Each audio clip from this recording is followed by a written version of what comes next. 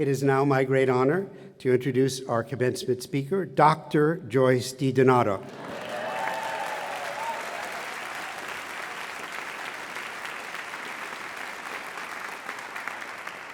That's the first time I've heard that. I kind of like it. Thank you. Chairman Kovner, President Polizzi, most distinguished honorees, you fabulously dedicated family and friends, and to each of the talented, ambitious, courageous, adventurous Juilliard graduates of the class of 2014. Woohoo! Yeah!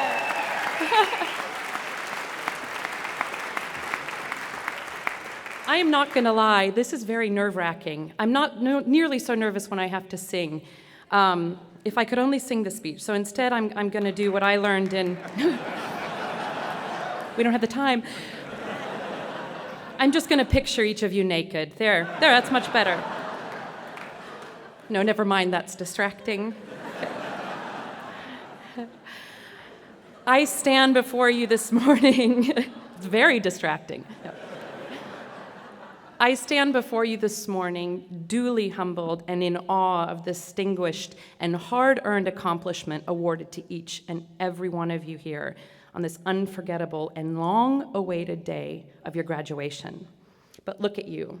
You are gowned and tasseled, and you're ready to take on the world.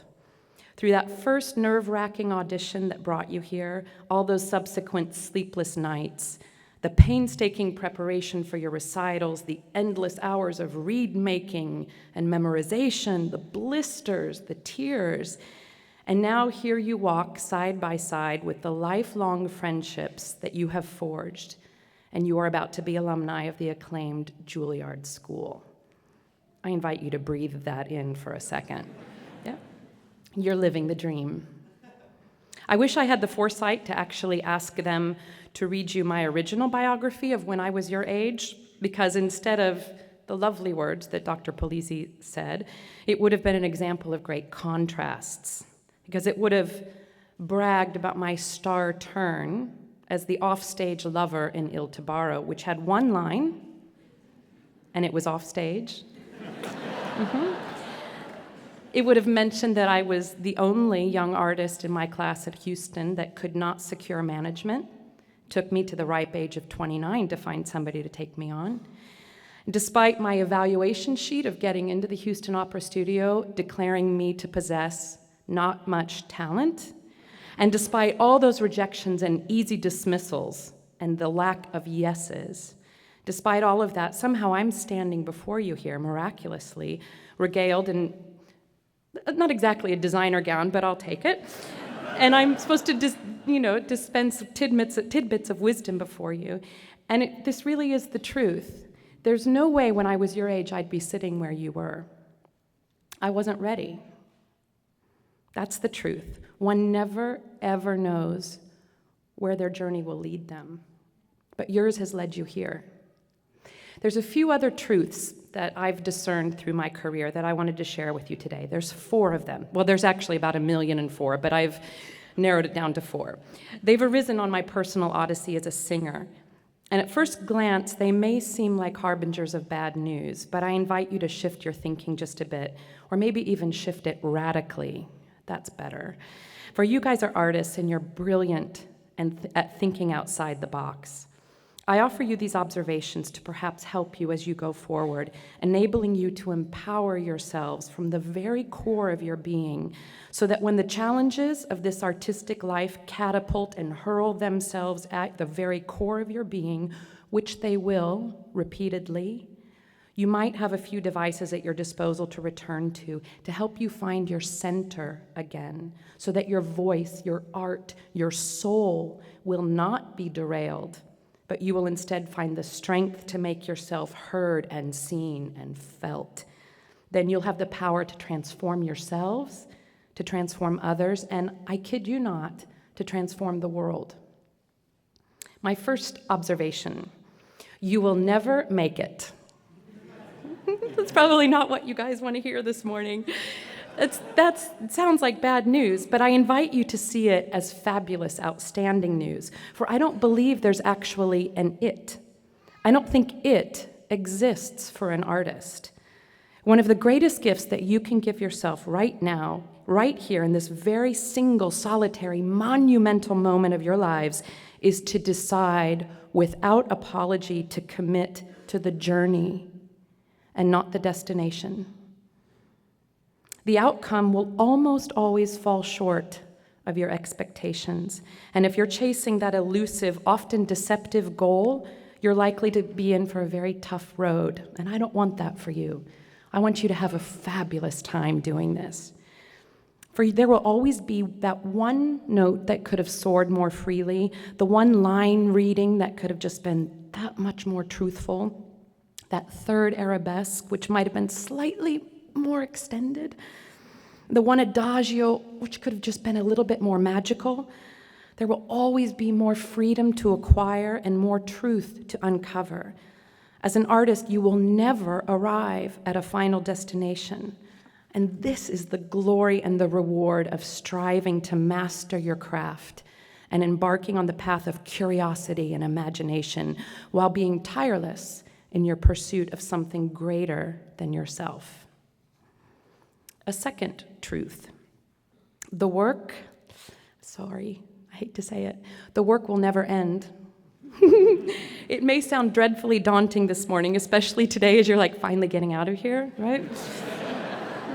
But what I have found is that when things become overwhelming, again, they will become overwhelming repeatedly, whether it's via unexpected, rapid success or in heart-wrenching, devastating failure. The way back to your center is always to return to the work. Oftentimes, it will be the only thing that makes sense to you, and it is there that you will find solace and truth. At the keyboard, at the bar, the ballet bar. It's important. With your bow in hand, articulating your arpeggios, always return to your home base and trust that you will find your way again via the music, the pulse, the speech, the rhythm. Be patient and know that it will always be there for you, even if some moments you lack the will to be there for it. All it asks is that you show up fully present as you did when you first discovered the magic of your own artistic world when you were young. Bring that innocent, childlike sense of wonder to your craft and do whatever you need to find that truth again. It will continually teach you how to be present, how to be alive, and how to let go. Therein lies not only your artistic freedom, but your personal freedom as well. Okay, this may be my favorite truth. It's not about you. I mean, today's about you. Okay. Take the moment, it's good. But it's not about you. It's a very hard and humbling lesson to face, and it's one that I've had to continually learn at every stage of my own journey. But this is freeing, and it's empowering. You may not really realize it yet, but you have not signed up for a life of glory and adulation.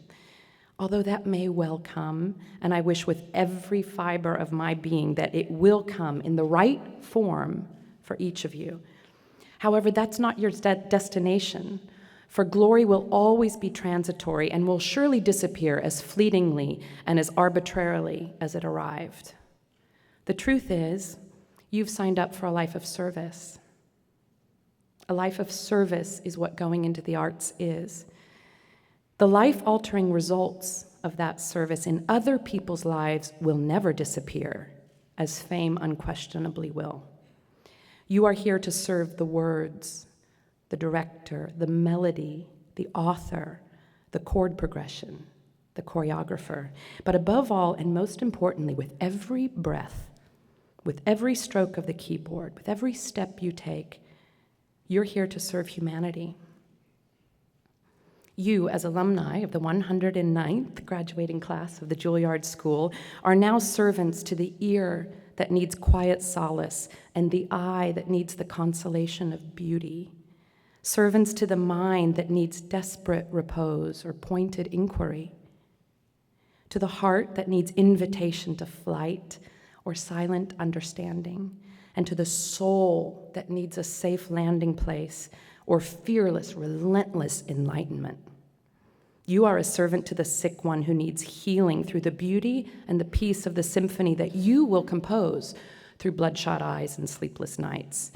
You're an attendant to the lost one who needs saving through the comforting, probing words that you will conjure up from the ether, as well as from your own moments of strife and triumph. You're a steward to the closed and the blocked one who needs to feel that vital, electric, joyful pulse of life that eludes them as they witness you stop time as you pirouette and jeté across the stage in your tired and bleeding legs. You are a vessel to the angry and the confused one who needs a protected place to release their rage as they watch your eyes on the screen silently weep in pain as you relive your own private hell. You're a servant to the eager, naive, optimistic ones who will come behind you with wide eyes and wild dreams, reminding you of yourself as you teach and shape and mold them, even though you might be plagued with haunting doubts yourself, just as your teachers likely were. And you will reach out to them and generously invite them to soar and to thrive, because we are called to share this thing called art. And you're also serving one other person. You're serving yourself. You're serving the relentless, passionate, fevered force within you that longs to grow and to expand and to feel and connect and create. That part of you that craves a way to express raw elation and passion and to make manifest hard, cold, blissful rapture. And please, oh God, please, I beg of you, don't forget this. Something to experience fun. Fun. Don't ever abandon that intoxicating sense that will let the truth guide you in every moment of your journey. If you can find that, you have everything. That's why making it is in the end utterly insignificant. Living it, breathing it, serving it, that is where your joy lies. I want to share with you a quick email that came to me last week, and it's from a soldier on the front lines of our war on the arts. It's from an elementary middle school teacher in Salt Lake City, Miss Audrey Hill, who is fighting the great fight. She brought her students, I think they were fifth graders, to the recent HD telecast from La Cenerentola across the way, where I played Cinderella, who in the very end, instead of castigating her family members to a life of punishment and poverty, she actually chooses to forgive them. It's a fabulous aria. But she sent me the following note. She said, one of my boys, a fifth grader, wrote in his review this morning that one of his favorite parts, besides the spaghetti food fight scene, was where at the end you were singing about getting revenge and how he really liked that your revenge was going to be forgiveness. This boy was new to our school this year, and he has a beautiful singing voice, but he's been teased a lot. I've seen him getting more and more angry as the year was coming to a close, and today it seemed like all of that disappeared. It was a very moving experience for me. That is how we change the world. How lucky are we to do this? Amazing. Okay, I lied. No, I have another favorite truth. This is the last one. This really is, I think, my favorite. The world needs you. Each of you. There's nobody that's invisible here this morning. We need you. The world may not exactly realize that, but it does. It is yearning, starving, dying for you and your healing offer of service through your art. We need you to help us understand that which is bigger than ourselves so that we can stop feeling so small, so isolated, so helpless that we ourselves stop contributing that which is unique to us, that distinct, rare, individual quality which the world desperately wants to feed on.